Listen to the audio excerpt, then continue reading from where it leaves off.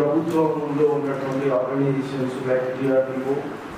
గ్రామ పంచాయతీ సెక్రటరీస్, తర్వాత పట్టణ ప్రాంతాల్లో అయితే పీడీ మెప్మాలో ఉన్నటువంటి మహిళా సంఘాలు, గ్రామీణ ప్రాంతాల్లో ఉన్నటువంటి మహిళా సంఘాలు,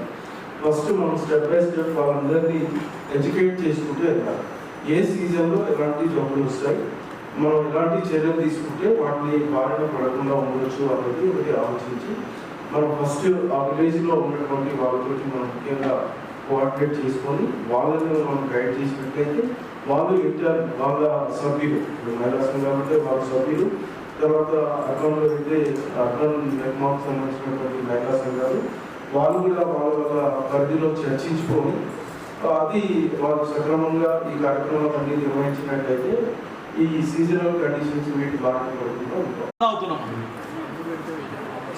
మినరల్ వాటర్ ఎక్సలెంట్, ఇంకా మున్సిపల్ వాటర్, ఇంకా